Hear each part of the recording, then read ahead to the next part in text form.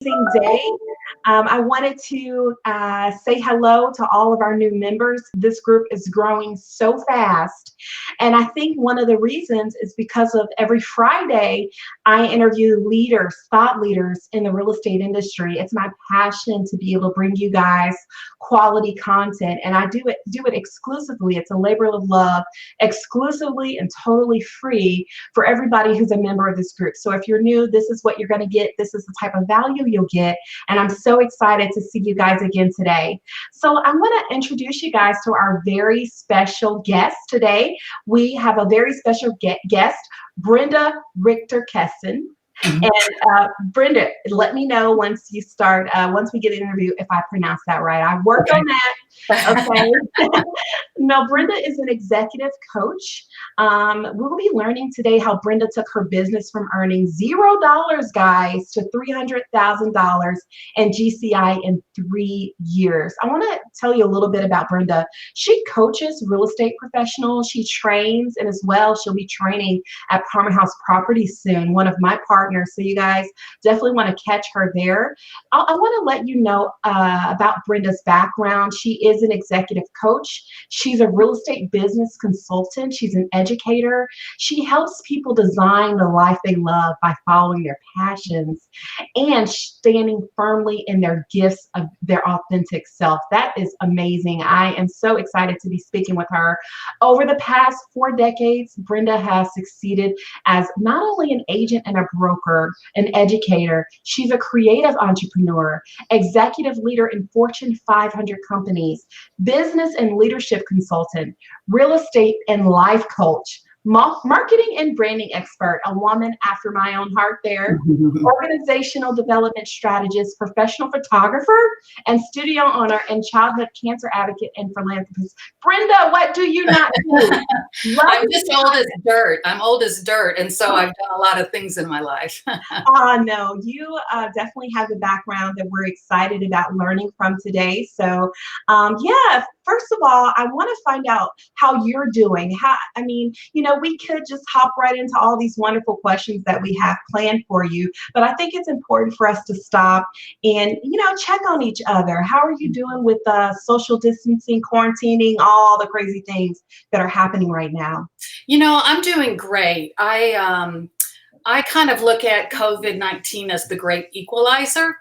I think it has put us all in timeout. And I don't think timeout's necessarily a bad thing. I think we've been put in timeout to think about what's important. I think when I say it's the great equalizer, I think it's sent us a message of take care of your family, take care of your friends, take care of the elderly, take care of your planet. It's just really, to me, a time of reflection, and I'm trying to use it as such. So I'm doing great. I love everybody that I asked that question of who's handling it well, they have a healthy perspective of life and what's happening. And it's a matter of being content. And I am grateful for this reset, basically. Yeah. So yeah. Yeah. Definitely a reset. Yeah, so tell us about your experience and how you got into real estate, and now how did you really, evolve that career into helping others through executive coaching and education? So I started in real estate back in 2003. So I think that's almost 17 years. It doesn't seem like 2003 was 17 years ago. No. But about 17 years ago, I had worked in the corporate world for about 20 years before that. And as I say, I got tired of working for the man. And I just finally decided to leave and go out on my own and haven't looked back. But I fell into real estate. It wasn't something that I plotted to do. I just had taken this time off and I helped my sister find a house. I sold my own house. And so I kind of went, that real estate thing, those guys make the big buck, right? That's what I thought. So I kind of fell into real estate. I fell in love with it.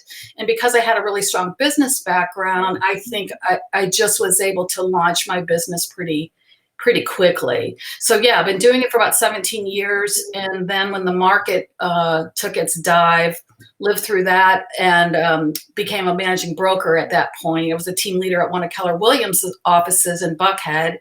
And so I did some managing for a while and then eventually opened a a photography business. So anyway, I've just kind of fell into real estate and fell in love with it. That's awesome.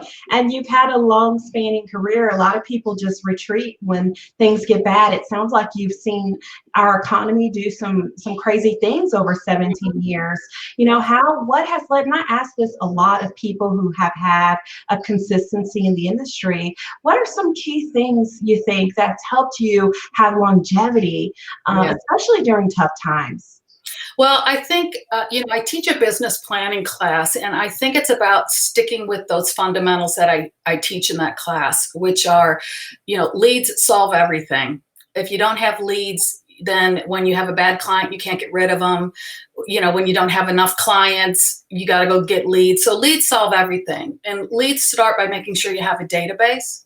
And, usually in my coaching business, the first thing I ask in the initial consultation is, what does your database look like? Well, I don't have one, or I kind of have one, or it's on my phone and it's over here and it's over there. And so we always start there. And once you have that database, then it's about marketing to it. And, you're a pro on the marketing side. You've got to put together a marketing strategy, not just a willy-nilly kind of thing. And then you've got to do it really, really consistently. So for me, I took the initial upfront time that I started in real estate, and I didn't make any income for 6 months. All right. But I put my database together. I put my marketing strategy together, and I started to touch people. And I did it really, really, really consistently. And within 6 months in the Keller Williams world, I capped. Okay. In other words, you earned a certain amount of money. And within that year, I had become Rookie of the Year. But most people, when you tell them, I didn't have any income for 6 months, like, oh man, I couldn't do that. Well, it's a business. What business is profitable in the first year? You've got to do the work. You've got to treat it like a job.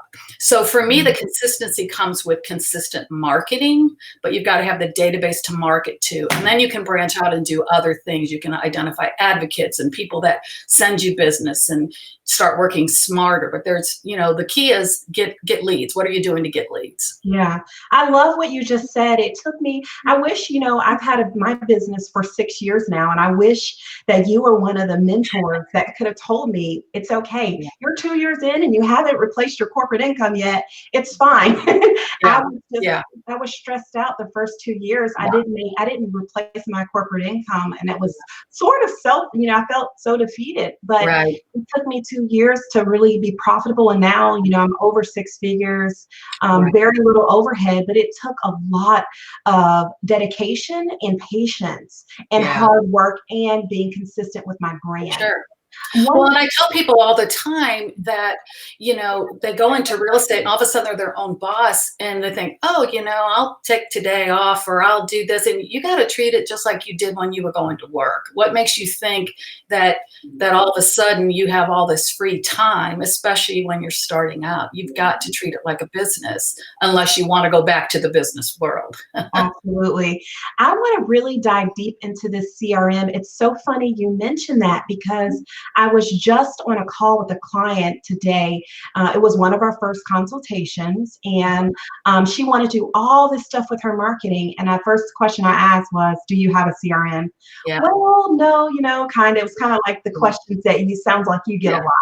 Can we go a little bit deep into giving some advice to people who have not started with their database? Where do they start with that? How do they start with email? How do they even start growing a database? How do you do it? Yeah, the first thing you do is you pull your phone out and you go through your phone, because that's where your gold mine is. All right. Most people that I find that say, I don't have a database, I don't know anybody. Number one is, who's in your phone? All right. Get them down in a database. And it's a little bit cumbersome, but get them down in a database. The next place I tell people to go is old emails. Are you in a group? Did you send out group posts? Were you part of a church? Were you part of a biking club? Were you part of something where there was a mass email that went out? go to those, start capturing those people. And then some of the obvious, and it depends on kind of where you came from when you landed in real estate. Do you have a LinkedIn account? Do you have a Facebook account?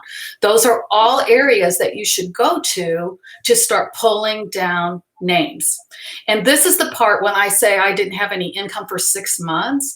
This is the part that isn't fun. It's cumbersome, and agents a lot of times won't do it. And the agents that don't do it are the ones that don't succeed. But the ones that buckle down, and it's temporary, okay? It's temporary. But if you buckle down and you start pulling those names down and at least getting the name and the email, don't worry as much about phone numbers and addresses. In the past, that was important. It's not quite as critical now. At a minimum, get a name and an email and start throwing them into the same place. Whether you buy a CRM, I personally don't think it's necessary when you're first starting to buy one, because most agents get trapped in that too. They get trapped in analyzing, should I have this, should I have that, and then they don't do anything. So at a minimum, just find a place where you can store them, even if it's in your Gmail. I usually recommend maybe you go to like a MailChimp or something like that. MailChimp is a marketing system that you can have up to 2,500 contacts in it for free.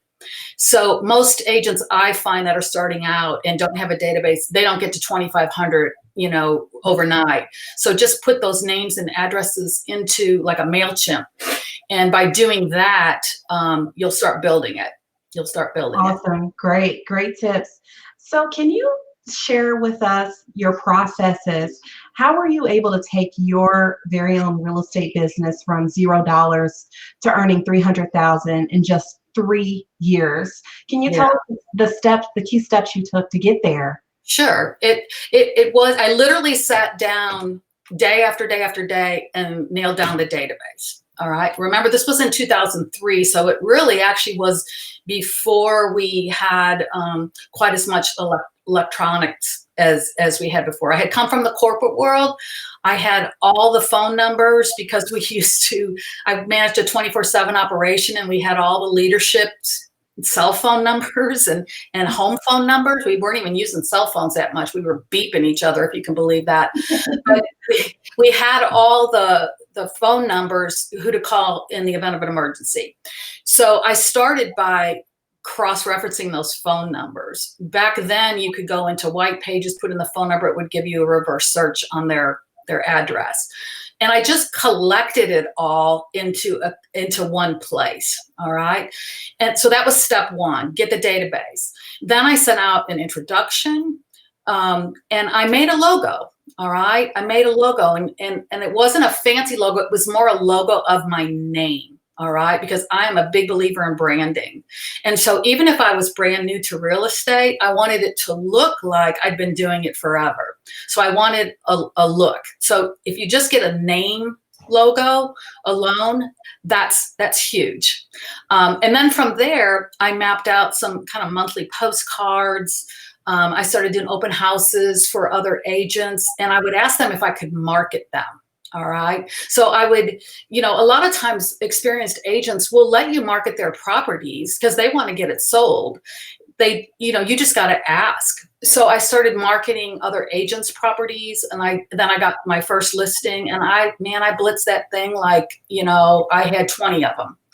And so but I had that database set up. So I started telling them. And then when I sold it, I sent another email out. I just started communicating.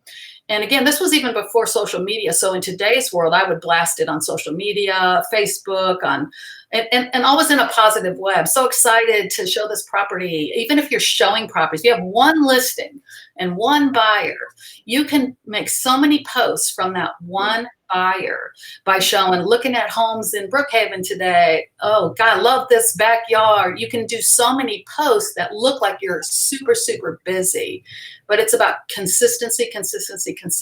So for me, it was more of a marketing thing. I was never a cold caller. And one of the things I love about real estate, and one of the things I love about coaching is it is one of the few businesses where all different personality types can thrive. For real estate, you can be a little bit more introverted and work the behind the scenes social media angle and be a great realtor.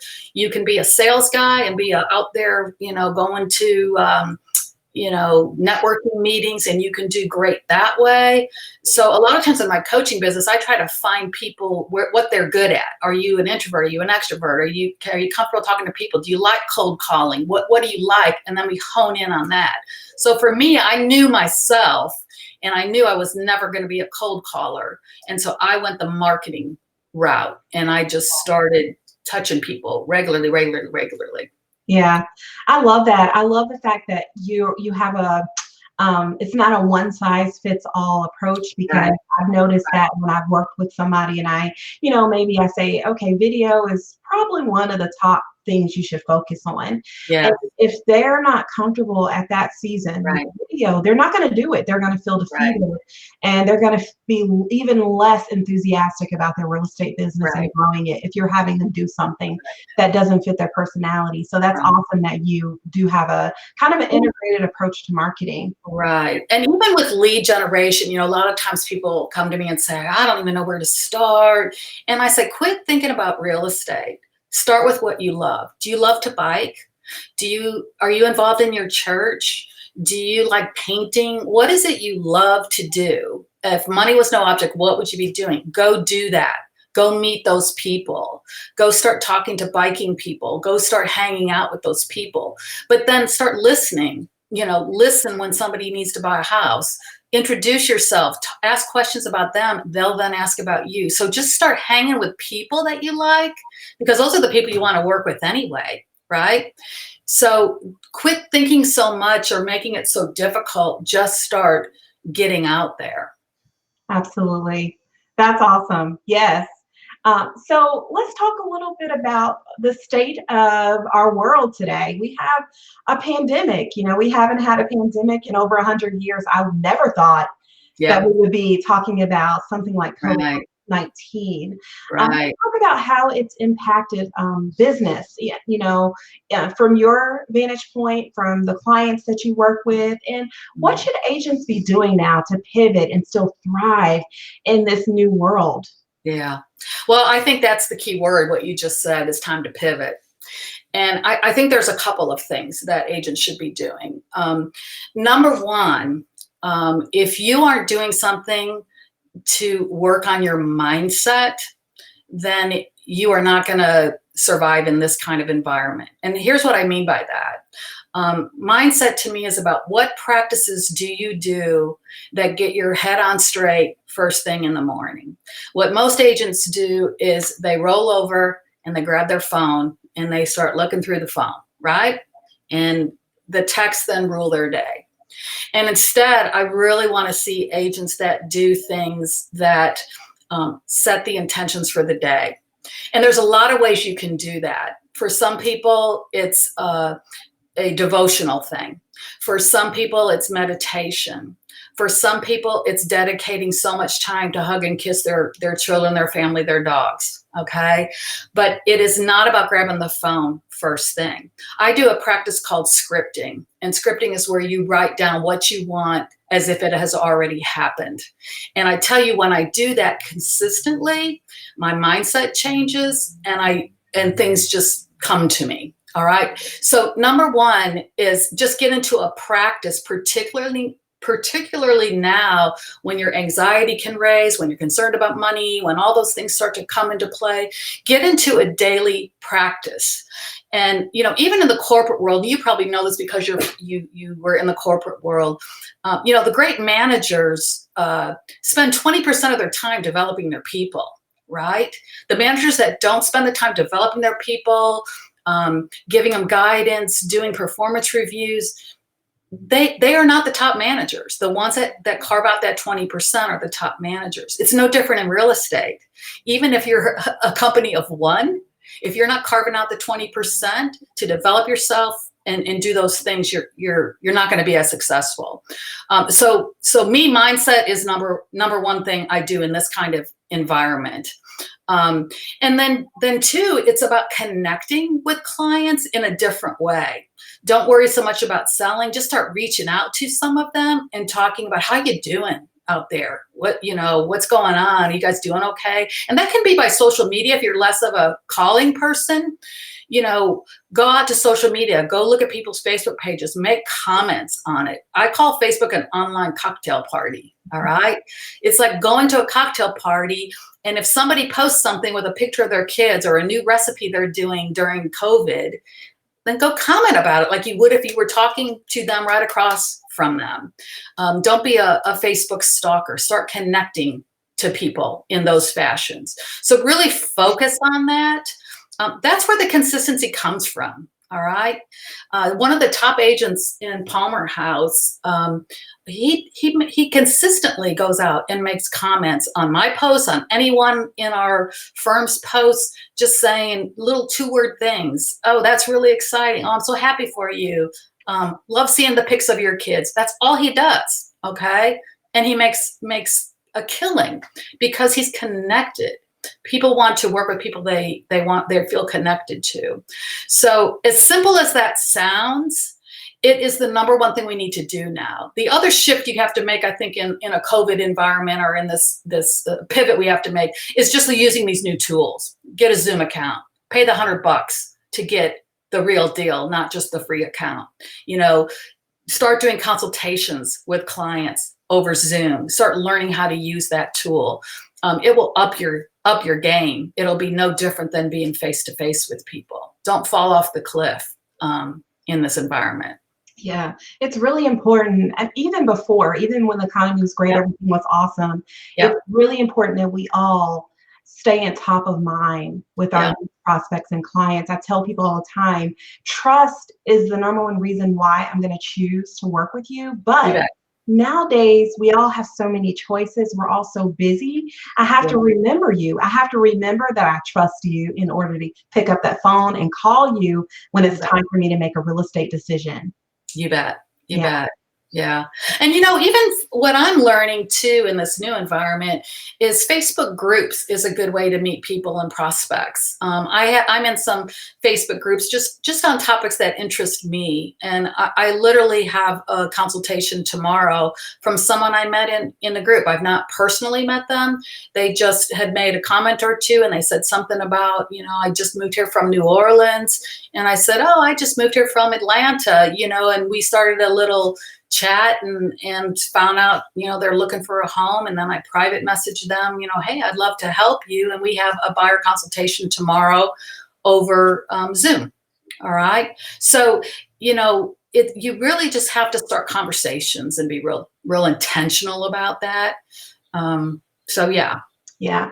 Awesome. Yeah. So can you share with us any issues you find from your coaching business that agents are facing? What are the key things that are popping up, and what advice do you give them to overcome those issues and keep their business on track? Sure. So a lot of times what I start with when I start coaching with a client is that one of the first things I want to learn, particularly if they're an established agent, not brand new, because a lot of my clients are experienced agents who want to take their business to the next level, and maybe they've plateaued. They don't know how to go from 8 million to 10 million or whatever. So the first thing I do is I make them go through an exercise where we look at their numbers. Most agents do not know their numbers. And by numbers, I mean, how many things have you sold? What's your average days on market? What's your list to sales price ratio? Your list to sales price ratio. What are those things? Okay. And I make them write those down, and I'll make them go back over the last year. And if you haven't done that yet, start doing it. But there's key indicators that we should know. I'll give you an example of how this is helpful. I had a client, was actually a couple that was a team. And they were in the top 10 agents, but they wanted to do more. I think they wanted to go from 8 million to 10 million, as a matter of fact. I had them do their numbers. And what we found is I have them do commission too, so I can see what they've been charging on commissions. So I had them do that. I think they had like 23 sales that year. And what we found was, one, their list to sales price ratio wasn't great. They were maybe selling things much lower than they should. So that tells me you got pricing issues. You need just to improve your pricing abilities. Their days on market was decent. Their commissions were low. They were cutting commissions. All right. And a lot of agents do this, and they'll give a deal to somebody who buys and sells from them. But when I'm kind of against that approach personally. What we did is we said, okay, they were leaving about 0.5% on the table when you added up the 23 deals. So 0.5% times 23 deals, it ended up being about $20,000 that they had left on the table that year. And that may not seem like a lot in some cases to a realtor, because they say, oh, that's, 2 sales, right? But when you divide that by 12 and it ends up being almost $1,500, that's your mortgage payment. And so I said to that couple, why are you giving your mortgage payment away? When you come to me and you're freaking out because you don't have the mortgage for next month, it's because you're leaving the money on the table. You are leaking money. So let's get better at the objection of when someone asks you to cut your commission. All right. And what I explained to them is most people will still work with you, even if you say no to that question. They'll still work with you. Now, you still have to provide great service and do all that. So you have to learn to say no. Right. So the first thing I do is I see where are people leaking money, and I can usually find leakages, and I can usually find where are they not good. It's usually pricing, it's objections, or something of that nature. And then from there, we move into, what does your database look like? What do you want to earn? Do you have the numbers that support that? So if you want to earn $150,000 a year, how many people do you need in your database to do that? How many times do you have to touch them? What are your marketing pieces you're sending out? And then I have them put together kind of a spreadsheet that I provide them that has marketing pieces down one side and the months of the year across the top. And we actually map out, okay, I'm going to do postcards, or I'm going to do, an event twice a year, or I'm going to do phone calls 4 times a year. And we map it out so that every month they know exactly what they have to do. And then they have to stick to it. So it's about bringing structure and just, getting people to not leak money, get a plan together, start marketing consistently, and then helping them to work through the objections they're not good at handling. Yes. Accountability, planning, and writing things down, having a written plan of action. When I teach my CE classes, I'm really shocked that I'll ask the question, especially in my personal branding workshop. Yeah. I'll go around, and when I was teaching face-to-face, I'll go around the room and I'll ask, how many of you guys have a written marketing plan? And I'm shocked at the few hands that are raised. And, I don't know where I would be if I didn't have a written plan of action. And I was updating that every quarter and really, saying, hey, where do I see my business in the next quarter, in 6 months? Where are my finances? And it wasn't until I was able to write that stuff down that things really started to happen in my business. Yeah. And, that is one thing that a coach can sometimes help you with, because sometimes when you have your own business, it's hard to go off and do that by yourself. And so sometimes you just need somebody to help you with that planning process. The other thing I see agents do, and we all do it, it's not just agents, but we get a little too hung up on, we put too many things on the plate. All right. We have 20 things we want to do, and then we don't do anything. And so once I get into a coaching relationship, a lot of times what I'm doing, and agents can do this even without a coach, a lot of times what I'm doing is saying, okay, what are we going to do in the next 2 weeks? What are we going to do in the next 2 weeks? And we don't look beyond that. And a lot of times I'm pulling stuff off their plate. I think it's just as important to pull things off your plate as it is to put things on your plate. And so when I know, because I've been an agent before, that they're not going to get that done in a week, not in the middle of 3 negotiations they're doing, we pull it off so they quit feeling unsuccessful, and we just get one thing done. I want you to add 10 people to your database this week. I want you to get 1 postcard out. That's it. Nothing more. So, it's just common sense project management. In project management, you might lay the whole year out, but it's really the breaking it down into segments that make it happen. Yeah. My husband and I, during most of our marriage, we've been involved in church ministry, outreach, And we learned quite a few years ago that when we said yes to every ministry opportunity, every service, every outreach, every feeding the homeless, going out there, you're saying no to a lot. And sometimes it could be your family. It You could be bet. time with your kids. So, having a million great things on your plate, Right. they don't turn out to be so good. You want to make sure Yeah, you can hone in and focus. for So sure. that's wonderful insight. It's Wonderful. one of it's that famous saying, you can't fill another's cup if your cup is empty. And that's really, what it comes down to. If you run your when you run your cup out, you're not helping anybody, including yourself. Absolutely. So this has been absolutely amazing. There's so much value. I know that everybody who's watching this podcast interview hopefully they can run away and they have so many things that they can start just moving toward. Before we let you go, and I'm sad about that. Yeah, that went fast. I know, yeah. So the 30 minutes flies by, especially when the Yeah. conversation is this good. I'm really enjoying just, your insight, your input, and you've been so giving with it. So thank you for that.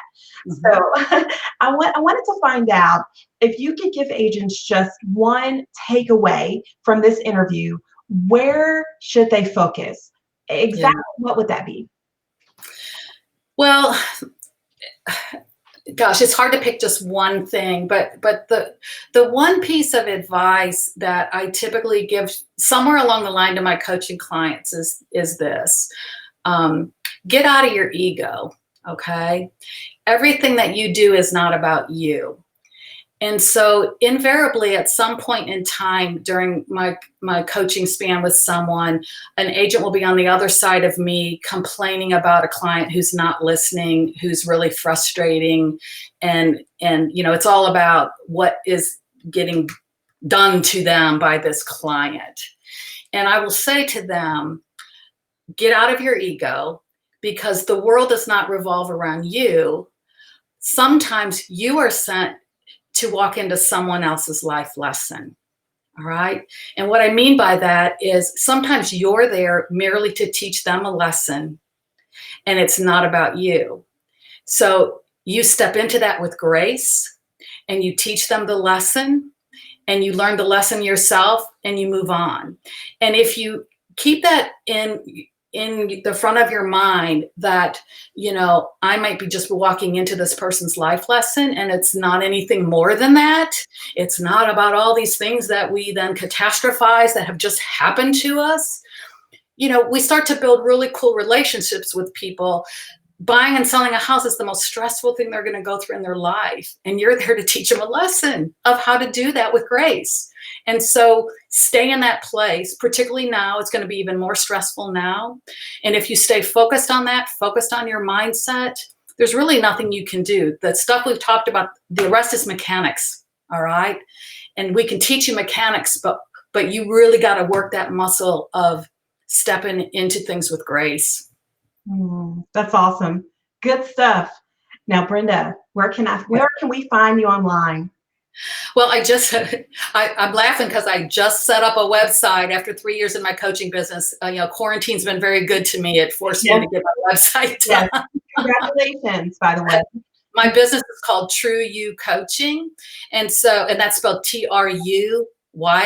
There's no E on that. So trueyoucoaching.com. Same with Facebook and Instagram. I'm still building those audiences, but we'd love for you to join us. We promise to be positive and inspiring in those places. But that's where you can find me, trueyoucoaching.com. Awesome. Good stuff.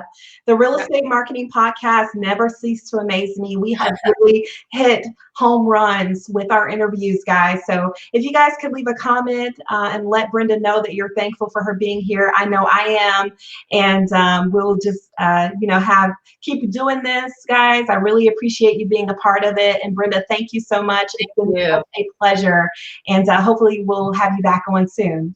Great. Thank you so much. It was fun. Great. All right. Take care, guys. Bye.